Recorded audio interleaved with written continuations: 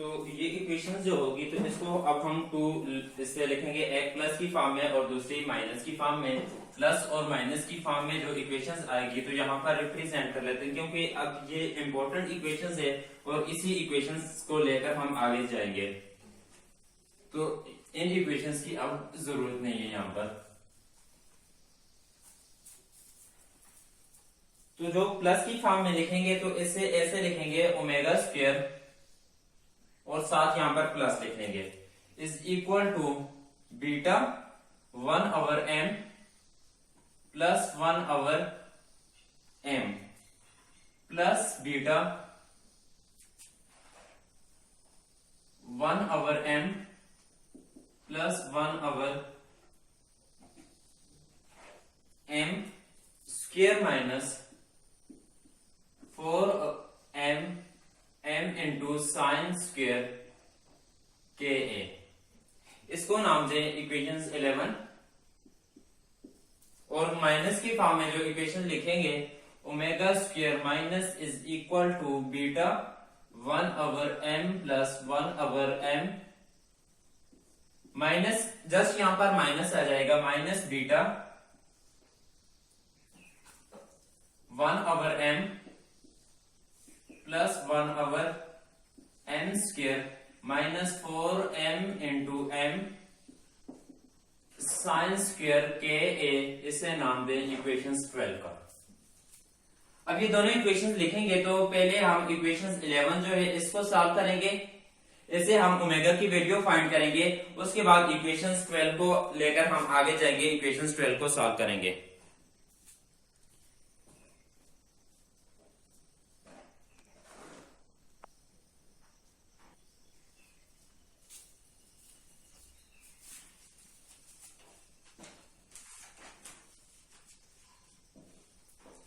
पहला केस लेते हैं यहां पर फॉर के अप्रोचेस टू 0। के किस टाइम 0 होगा? देखिए हम के वेक्टर जो था वेव वेक्टर, तो इसे हम ऐसे लिखते थे के इज इक्वल टू 2π/λ। के और लैम्डा जो है तो ये एक दूसरे के इनवर्सली प्रोपोर्शनल हैं। अगर वेवलेंथ की वैल्यू ज्यादा हो तो के की वैल्यू क्या होगी? कम होगी। और वेवलेंथ की वैल्यू बहुत ज्यादा हो तो के की वैल्यू उतनी ही कम होती जाएगी। तो के किस टाइम होगा? 0 को अप्रोच किस टाइम करेगा? 0 नहीं है, 0 को अप्रोच कर रहा है, तो इट्स मीन्स के वेवलेंथ की वैल्यू बहुत ज्यादा है। जब के 0 हो जाएगा तो के 0 होने से तो हम ये पुट करें इसमें तो ये क्या हो जाएगा? ये भी 0, तो साइन के ए अप्रोचेस टू 0। इक्वेशन 11 में पुट करें तो equation 11 implies that omega plus square is equal to beta 1/m plus 1/m plus beta 1/m plus 1/m square. अब इसमें पुट करेंगे, यहां पर पुट करें 4/m इंटू m और साइन स्क्वायर के ए, तो ये 0 है तो ये टर्म भी क्या हो जाएगी? 0। जब ये टर्म 0 होगी तो नेक्स्ट स्टेप में हम ये देखेंगे तो स्क्वायर और स्क्वायर रूट यहां से कैंसिल हो जाएगा। जब स्क्वायर और स्क्वायर रूट यहां से कैंसिल तो उसे यहां पर ही डायरेक्ट कैंसिल कर लेते। तो अब ये इन दोनों को ऐड करें तो दोनों को ऐड करेंगे तो omega plus square is equal to 2 beta 1/m plus 1/m omega square square root लें तो ये वैल्यू आपके पास आ जाएगी। इसको नाम दें ओमेगा और ये इक्वेशन ए का नाम दें, क्योंकि वैल्यू आ रही है तो इसको डिफरेंट नाम दें।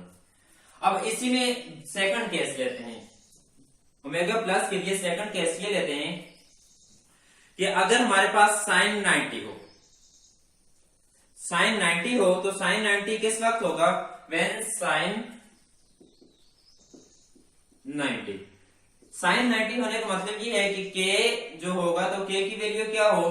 के ए इज इक्वल टू π/2।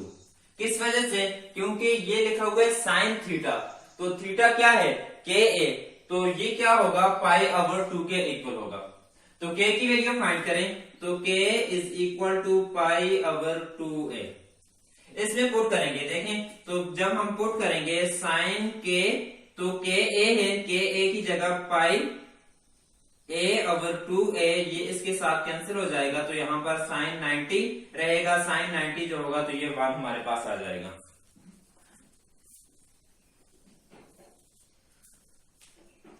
अब इसमें पुट करेंगे तो इक्वेशन 12 क्या बन जाएगी, omega minus square is equal to beta 1 over m plus 1 over m minus beta square root. इसे साथ में ओपन भी कर लेते हो। जब ओपन करूंगा 1 over m square plus 1 over m square minus 2 over, minus ऐसे लिखना है, minus 2 1 over m into 1 over capital M minus ये क्या हो जाएगा, ये 1 तो साथ 4, इसे ऐसे लिख लें 1 over m into 1 over m। तो इसके साथ प्लस आएगा, ये फर्स्ट जो इसके साथ प्लस होगा, इन दोनों को माइनस करेंगे। जब माइनस करेंगे तो ये -2 रह जाएगा, तो -2, तो ये वाली टर्म यहां से खत्म हो जाएगी, -2 रहेगा। अब ये देखें a square plus b square minus 2ab, तो a square plus b square minus 2ab ये क्या बन जाएगा, ये हमारे पास omega square is equal to beta 1 over m plus 1 over m minus, और ये बाहर beta square root of 1 over m, ये a square minus b square, a minus b whole square बन जाएगा 1 ओवर m स्क्वायर। तो ये इसके साथ कैंसिल, पावर के साथ। अब यहां पर जो रहेगा तो omega minus square, omega plus है, सॉरी ये ओमेगा प्लस में ही पुट करेंगे, ओमेगा प्लस, तो omega plus square is equal to beta 1 over m plus 1 over m minus beta 1 over m minus 1 over m। ये माइनस है, इसको inside multiply करेंगे तो ये वाली टर्म यहां पर प्लस हो जाएगा और ये वाली टर्म प्लस हो जाएगी। अब ये माइनस वाली टर्म यहां से कैंसिल हो जाएगी, तो omega plus square is equal to, ये दोनों आपस में ऐड हो जाएंगे, 2 beta over m square root लिया तो ये बन जाएगा, इसको नाम दें इक्वेशंस बी का। अब यहां पर दो वैल्यू हमारे पास आई, एक इक्वेशंस ए और दूसरी इक्वेशंस बी। इन दोनों को हमने क्या करना है, यहां पर ओमेगा और के लिए हमने ड्रा करना है। जब इसको ड्रा करेंगे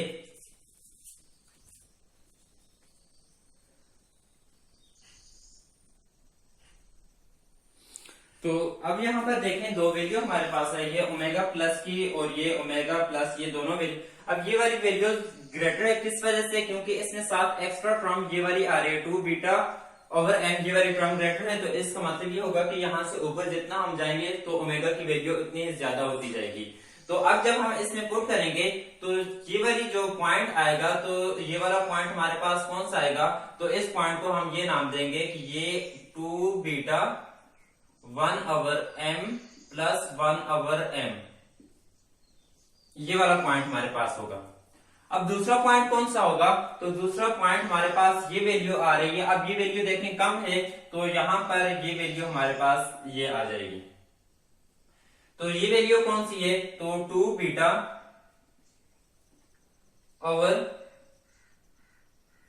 m, तो ये वैल्यू, और यहां पर ये वाली वैल्यू, इसकी रेंज कितनी होगी, ये 2 बीटा ओवर m है, तो ये वाली वैल्यू जो होगी तो ये भी क्या होगी, ये 2 बीटा ओवर m, और यहां पर ये भी 2 बीटा ओवर m।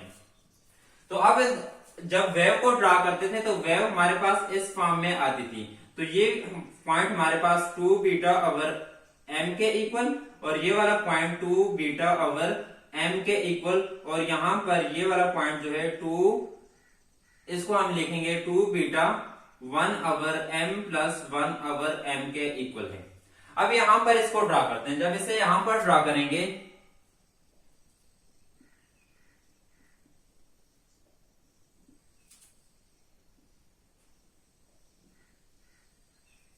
तो इस तरीके से ये हमारे पास वेव फॉर्म्ड होगी। ये हमारे पास ऐसे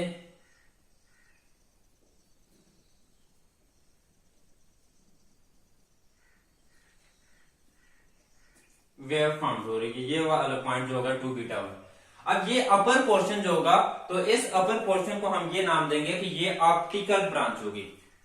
तो ऑप्टिकल ब्रांच की मीन्स यहाँ पर ये जो वाइब्रेशंस हो रही है, तो इस वाइब्रेशंस को हम ये बोलेंगे कि ये ऑप्टिकल वाइब्रेशंस है। ऑप्टिकल वाइब्रेशंस क्या है, इसे आगे देखें। और ये होल, इसे हम ये भी कह सकते हैं कि इस ब्रांच को ऑप्टिकल ब्रांच कह सकते हैं। अब ओमेगा प्लस के लिए सॉल्व किया है, तो ओमेगा माइनस के लिए इसे सॉल्व करेंगे। और यहाँ अब ये रिलेशंस कौन सा है, इस रिलेशंस को हम डिस्पर्शन रिलेशंस का नाम देंगे। तो सिमिलरली हम सेम यही मेथड यूज करके तो इसको ओमेगा माइनस के लिए सॉल्व करेंगे।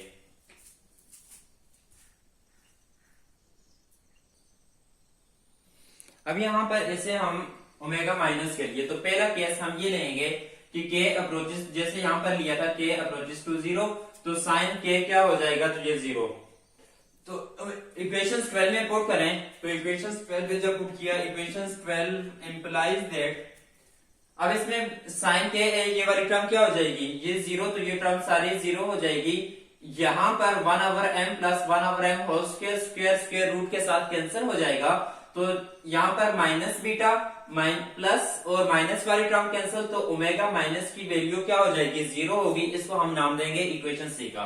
फिर इसमें पुट करेंगे, थीटा को 90 के इक्वल रखा, k is equal to π/2a, यहाँ से साइन 90, तो यहाँ से क्या हो जाएगा, जब ये वैल्यू, तो ये 1 हो जाएगी। इसी तरीके से इसे सॉल्व करेंगे, तो ये बन जाएगा, स्क्वायर आएगा, स्क्वायर को कैंसिल करेंगे, तो ये हमारे पास वैल्यू आएगी omega minus is equal to 2 beta over m, small m की वैल्यू आएगी। देखें अब हमारे पास एंगुलर फ्रीक्वेंसी जो ओमेगा आ रही है, तो उसकी एक वैल्यू 0 आ रही है। तो ये वाला वो पॉइंट है जहां पर फ्रीक्वेंसी की वैल्यू क्या होगी, 0 होगी। तो इस पॉइंट पर फ्रीक्वेंसी की एक वैल्यू 0 है। दूसरा पॉइंट ये आ रहा है 2 beta over m, small m है, तो इसकी वैल्यू यहां पर किसी जगह पर लाई करेगी, तो ये हमारे पास क्या आएगा, स्मॉल m। तो उसकी रेंज कितनी होगी, यहां से लेकर यहां तक, और दूसरी साइड इसकी रेंज जो होगी, तो ये इसकी रेंज आएगी। इसे जब ड्रा करेंगे, तो इस तरीके से ये हमारे पास आ जाएगी, क्योंकि ये 0 है। अगर 0 ना होता, कुछ वैल्यू आती, तो फिर हम यहां से स्टार्ट करते, इस तरीके से हमारे पास आ जाता। लेकिन अब ये 0 आ रही है, एक पॉइंट ये हमारे पास आ रहा है और दूसरा पॉइंट ये, तो इस केस में वेव जो बनेगी, तो यहां से वेव, ऐसे वेव बनने शुरू होगी। तो फिर यहां से जब हम स्टार्ट करेंगे, तो एक इस तरीके से, और दूसरी वेव जो फॉर्म होगी,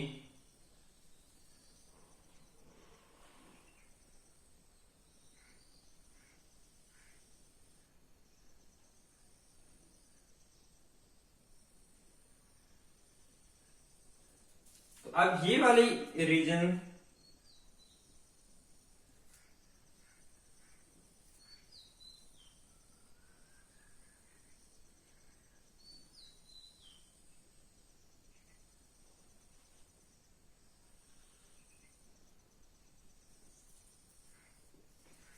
अब इसकी वैल्यू लिखते हैं। वैल्यू क्या थी, वैल्यू ये हमारे पास आ रही थी 2 बीटा ओवर m, और ये भी क्या थी, 2 बीटा ओवर m। यहां पर देखें तो ये वाली वैल्यू हमारे पास थी। अब ये वाली जो वाइब्रेशंस यहां से यहां तक, ये इसका एम्पलीट्यूड आ रहा है, तो इसको हम नाम देंगे कि ये एक्यूस्टिकल वाइब्रेशंस होगी।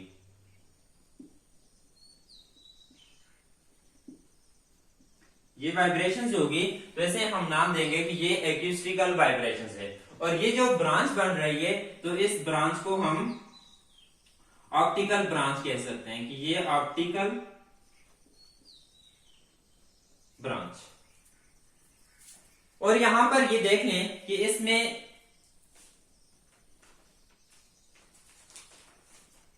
ये वाली जो रीजन आई है,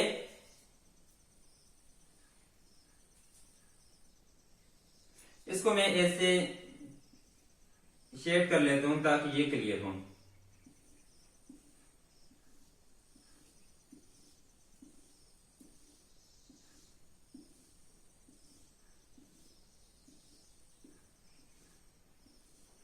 इसका इसका मतलब ये है कि ये फॉरबिडन रीजन है, कि इस पॉइंट पर कोई वाइब्रेशंस नहीं हो रही। ये वाली रीजन जो आ रही है तो ये फॉरबिडन रीजन है, तो फॉरबिडन फ्रीक्वेंसी बैंड कह रहे हैं। तो इसको जब हम बोलेंगे तो ये forbidden frequency band, forbidden frequency band के यहाँ पर कोई वाइब्रेशंस नहीं हो रही, तो हम ये कहेंगे latest can not vibrate at any frequency. तो हर फ्रीक्वेंसी देखें, एक्यूस्टिकल और ऑप्टिकल पर तो ये क्या हो रहा है, ये वाइब्रेट हो रहा है, लेकिन हर जो फ्रीक्वेंसी होगी, हर फ्रीक्वेंसी के ऊपर ये जो लेटेस्ट था, ये वाला लेटेस्ट, इसके लिए हमने ड्रा किया डिस्पर्शन रिलेशन। तो ये हर फ्रीक्वेंसी के लिए यहाँ पर ये वाइब्रेट नहीं करेगा। जब हर फ्रीक्वेंसी के लिए ये वाइब्रेट नहीं करेगा तो फिर इसमें हम ये लिखेंगे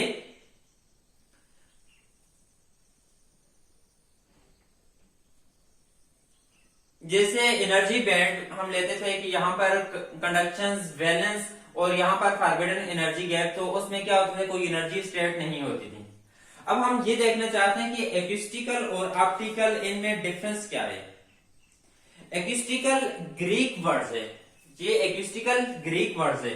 एक्यूस्टिकल के मीनिंग है सुनना और ऑप्टिकल के मीनिंग है देखना।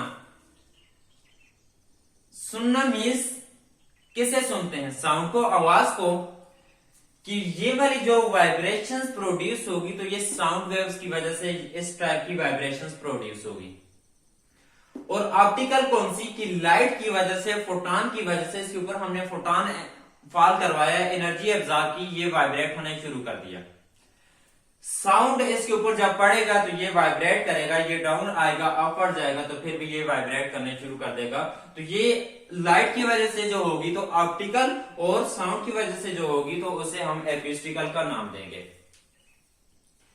अगर ये कहें कि m is equal to m, दोनों की वैल्यू सेम हो, तो दोनों की जब वैल्यू सेम होगी तो फिर हम इसके लिए ऐसे ड्रा करेंगे, m is equal to m के लिए एक ये हमारे पास आएगा, फिर दूसरा इस तरीके से ये कर्व हमारे पास बनेगा। तो इसमें देखें कि कोई फॉरबिडन रीजन जो होगा, फॉरबिडन फ्रीक्वेंसी गैप, तो इसमें ये एग्जिस्ट नहीं करेगा।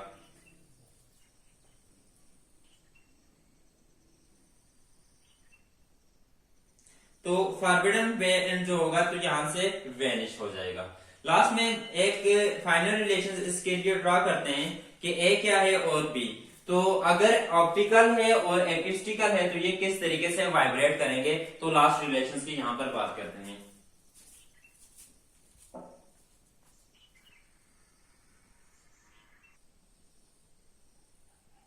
अगेन हम यहाँ पर इक्वेशंस 8 और 9 की बात करेंगे। तो इक्वेशंस 8 और 9 में cos की टर्म की अब बात करें, पहले साइन के लिए किया था। तो cos के को 0 पुट करें तो cos के a क्या होगा, 1 के इक्वल होगा।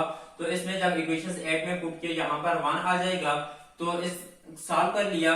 तो इसमें से अब ये देखें फर्स्ट और इन दोनों में से 2 बीटा को कॉमन लिया, इसको इस साइड लेकर आए, ओमेगा स्क्वायर इसे 2 बीटा से डिवाइड कर दिया और इसे m से डिवाइड कर दिया, तो ये एक रिलेशन e रहेगा।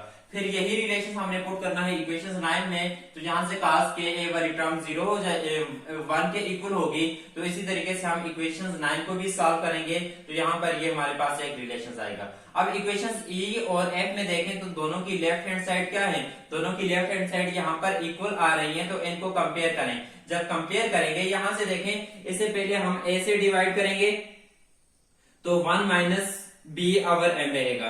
फिर इसे b से डिवाइड करेंगे तो a, तो ये भी आपस में क्या हो जाएगा, 1 और 1 कैंसिल हो जाएगा। तो लास्ट हमारे पास b over a is equal to minus m over m। तो इसे हम इस फॉर्म में लिखेंगे कि b is equal to m over m क्या है, कांस्टेंट है, b ओवर a था, तो कांस्टेंट को मैं ऐसे x लिख लेता हूं और साथ b is equal to minus a x आ जाएगा। कि अगर b की वैल्यू ज्यादा हो रही है तो a की वैल्यू क्या हो जाएगी, कम हो जाएगी। b क्या था, b रिप्रेजेंट कर रहा था amplitude of small mass, capital mass. तो ये जो एम्पलीट्यूड आ रहा था कैपिटल का, तो ये b रिप्रेजेंट कर रहा था, और a के लिए जो आ रहा था तो a इसे रिप्रेजेंट कर रहा था। तो अब हम ये देखते हैं कि ये इनवर्सली प्रोपोर्शनल है। इनवर्सली प्रोपोर्शनल का क्या मतलब है कि यहां पर देखें कि ये हमारे पास डाई एटॉमिक लैटिस था,